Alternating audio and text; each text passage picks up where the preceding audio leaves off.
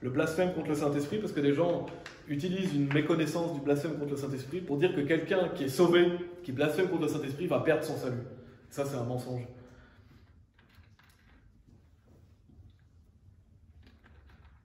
Parce qu'il faut comprendre qu'il n'y a aucun chrétien, aucune personne sauvée qui ne peut blasphémer contre le Saint-Esprit. Aucune personne sauvée ne blasphémera contre le Saint-Esprit. Parce qu'une personne qui est sauvée a le Saint-Esprit en elle et elle est scellée jusqu'au jour de la rédemption. Elle ne pourra pas blasphémer contre le Saint-Esprit. Donc qui peut blasphémer contre le Saint-Esprit? Seulement une personne qui est non sauvée. Dans 1 Corinthiens chapitre 12, je vais lire 2 versets. 1 Corinthiens chapitre 12, verset 3, il est dit « C'est pourquoi je veux vous faire comprendre qu'aucun homme parlant par l'Esprit de Dieu n'appelle Jésus maudit. Et qu'aucun homme ne peut dire que Jésus est le Seigneur, sinon par l'Esprit Saint. » Donc aucune personne parlant par l'Esprit de Dieu n'appellera Jésus maudit.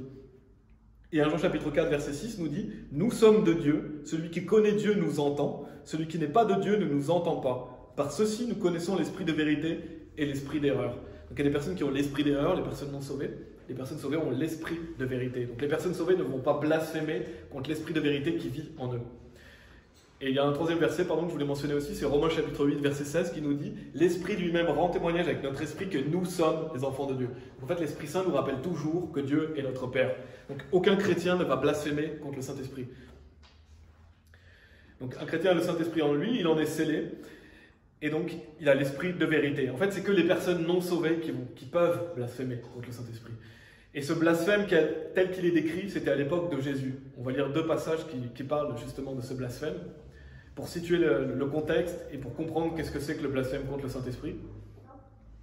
On va aller dans Marc chapitre 3 et Matthieu chapitre 12, si vous voulez y aller, dans les évangiles. Marc chapitre 3. Je vais lire 2 passages qui parlent justement du blasphème contre le Saint-Esprit. Il y en a un troisième aussi dans Luc. Donc Marc chapitre 3, versets 28 à 30, qui nous dit « En vérité, je vous dis », donc ça c'est Jésus qui nous parle, « tous les péchés seront pardonnés aux fils des hommes, et les blasphèmes quels qu'ils soient, par lesquels ils auront blasphémé, mais celui qui aura blasphémé contre l'Esprit Saint n'a jamais de pardon, mais est en danger de damnation éternelle, c'est parce qu'il disait « il a un esprit impur ». Donc ne vous trompez pas, si vous blasphémez contre le Saint-Esprit, plus de pardon, c'est fini, vous êtes réprouvé. Donc vous n'aurez jamais aucun pardon. Ça c'est une doctrine qui est vraiment claire, on le voit ici. Il est en danger de damnation éternelle, il n'a jamais de pardon. Donc ceux qui rejettent la doctrine des réprouvés vont avoir du mal en lisant ces versets, parce que Jésus leur dit, j'aurai jamais de pardon. Jamais, c'est jamais. Donc ces personnes ne peuvent jamais être sauvées. Tout comme un chrétien ne peut jamais perdre son salut, une personne qui blasphème contre le Saint-Esprit ne pourra jamais être sauvée. Et au Matthieu chapitre 12, au verset 32, il est dit « Et quiconque dit une parole contre le Fils de l'homme, il lui sera pardonné, mais quiconque parle contre l'Esprit Saint, il ne lui sera pas pardonné, ni dans ce monde, ni dans le monde à venir. » Donc ce verset est clair, pas de pardon dans ce monde, ni dans le monde à venir. Donc c'est la damnation. Une personne qui a blasphémé contre le Saint-Esprit ne peut plus être sauvée. Elle est réprouvée concernant la foi. En fait, elle ne peut plus croire en Jésus-Christ, parce qu'elle est allée trop loin. Et donc, on voit ici dans ce contexte que ces personnes-là attribuaient des miracles que Jésus-Christ faisait au miracle du diable. Et donc ce contexte dont Jésus parle quand il parle du blasphème contre le Saint-Esprit, c'est quand il parlait avec des scribes, et en fait les scribes l'accusaient de chasser les démons avec le prince des démons.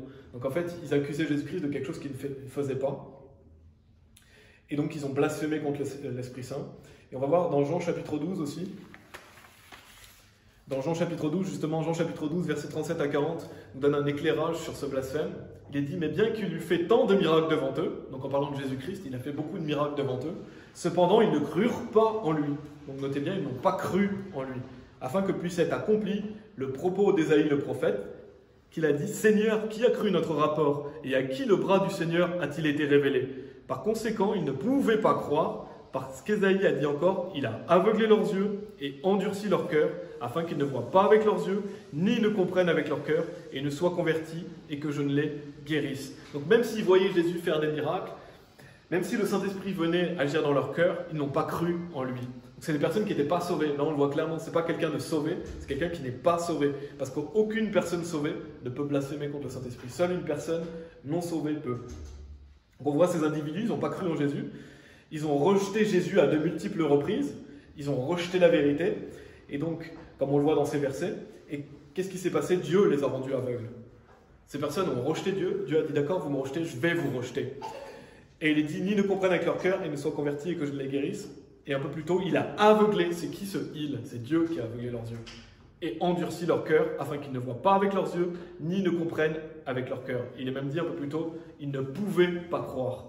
Donc en fait, ces gens-là qui sont allés trop loin, qui ont blasphémé l'Esprit Saint, qui ont rejeté Jésus-Christ alors que tout les conduisait à croire, Dieu a aveuglé leurs yeux et il a endurci leur cœur. Pourquoi il a fait ça? Parce qu'ils ont rejeté Dieu, ils ont haï Dieu. Dieu a dit d'accord, vous me rejetez, je vous rejette. Et ces personnes-là ne peuvent plus être sauvées. Donc ces personnes qui ont blasphémé contre le Saint-Esprit n'ont plus de rédemption possible. Leur salut n'est plus possible. Et c'est ça la réelle signification de ce blasphème. C'est le fait de ne pas croire en Jésus alors que tout nous conduit à croire en lui. Et c'est le fait qu'ils ont rejeté l'action du Saint-Esprit. Et donc ils ont blasphémé contre le Saint-Esprit. Et je pense que ce péché, il est plus possible comme il était possible à l'époque, parce que Jésus-Christ n'est plus sur terre, mais il peut prendre d'autres formes, et on le voit dans Hébreux chapitre 6, si vous allez dans Hébreux chapitre 6,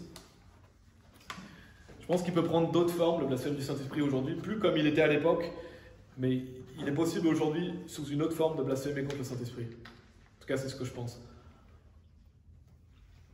On voit dans Hébreux chapitre 6, et c'est des versets qui sont beaucoup tordus aussi, c'est pour ça que je vais en parler.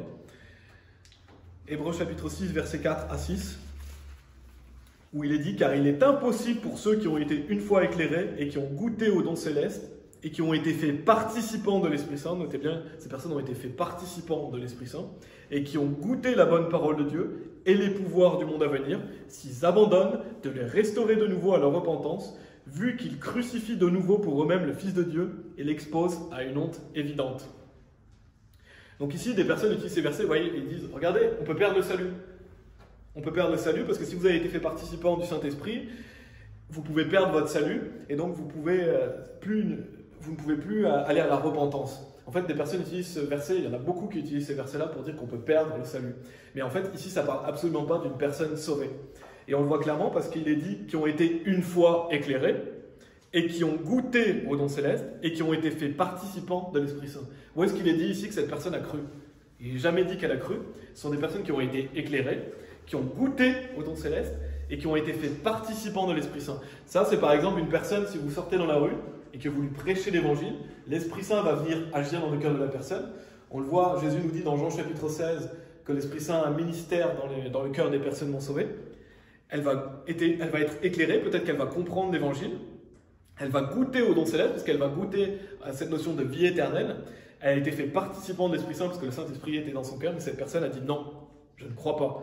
Et ça, ce sont des personnes qui vont trop loin et qui rejettent Dieu et qui deviennent réprouvées. Bien sûr, c'est pas à chaque fois que vous prêchez l'évangile à quelqu'un qui rejette qui va devenir réprouvé. Il y a des gens qui deviennent réprouvés parce qu'ils ont rejeté à de multiples reprises, ou des gens qui ne veulent même pas retenir Dieu dans leur conscience.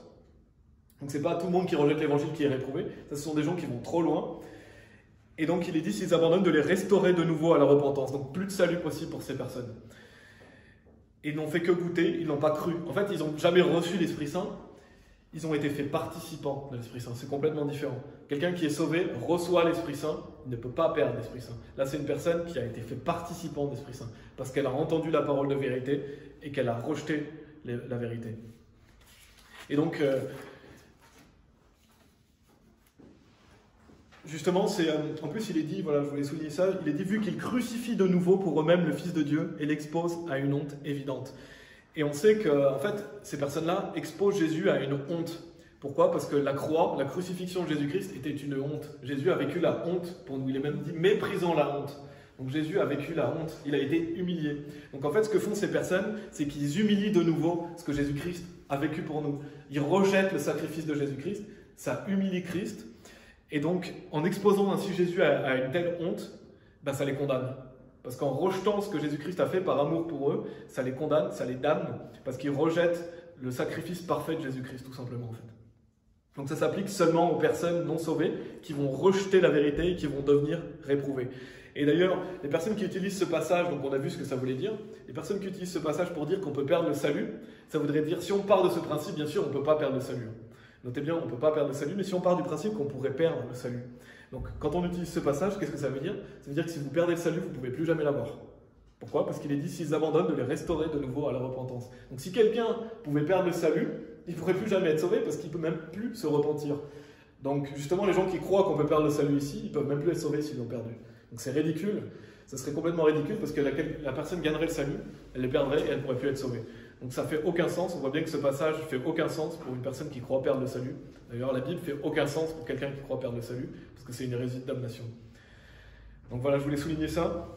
On voit vraiment dans Hébreux chapitre 6, ça parle des personnes non sauvées. Et le blasphème contre le Saint-Esprit parle des personnes non sauvées aussi. C'est des personnes qui ne pourront plus être sauvées.